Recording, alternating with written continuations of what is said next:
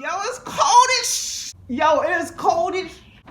10 o'clock in the morning, out there in the freezing cold, yawning.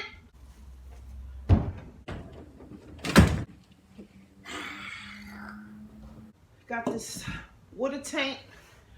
Got my fresh water tank. I only bought a 13-gallon because I wanted something that would fit in between the legs of the table, because this is going to go on that side back there by the wall. This is my gray water tank. This is the water after you wash your hands or wash a dish. The dirty water is going to fill up in here. So this one got to be bigger because somebody might dump something extra in the sink. So I'm going to get this out the way because we're going to do this one last. And I'll put this one, I'll start working on this one. I just want to see if this one fit under there. Perfect. Perfect. That fits under there.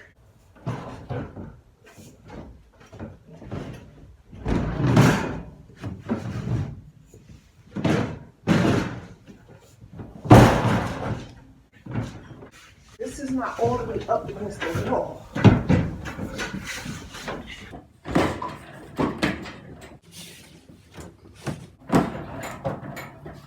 It might be able to fit up on the wheel well. I'm gonna try that, see if it'll fit on the wheel well underneath the table. But I gotta remember that that long drain pipe is gonna be up there too. This one has to be over here because the water has to drain out that way. The gray water tank has to be under the sink because the water's draining out from here.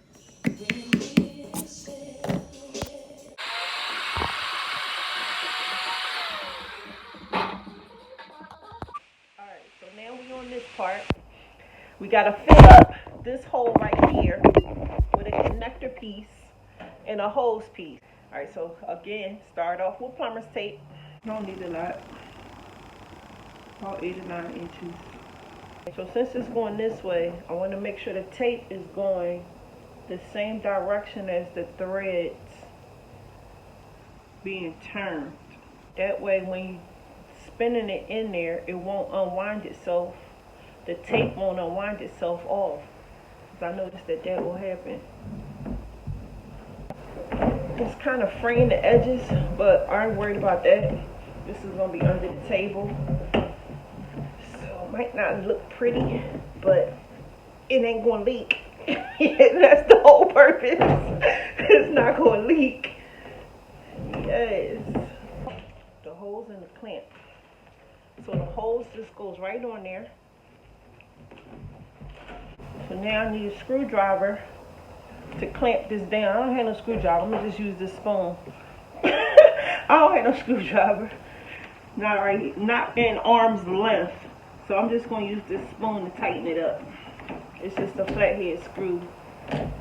So, alright, so I just went outside and filled it up with some water. This side has no leaks at all. That's what I wanted to check for, and to drain out any debris that was in there. So there's no leaks around the connection, around the hose, or around the threads. So this is good and secure. And I tightened that with a spoon, a teaspoon.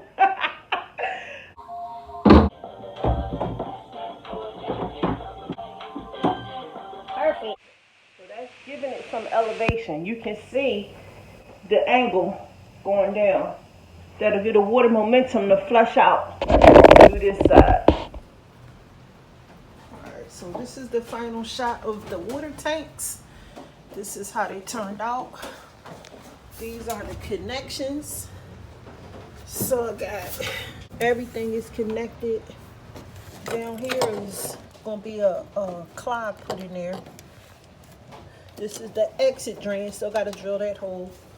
This is an air hole. I'm gonna put a tube on that, connected to the inlet box.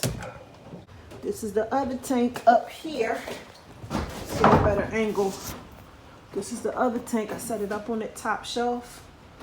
And the reason why I had to sit it up on that top shelf is because there's gonna be a pipe going from here all the way under this table, all the way over to that connection to the employee sink. So this is the setup of my tanks.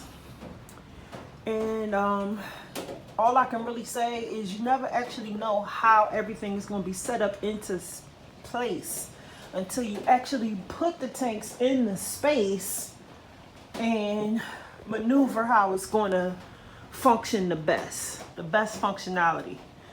So there's the gravity inlet box. The water, of course, coming in has to be higher so it can go down. That's why it's gravity going down into the tank or going down into this.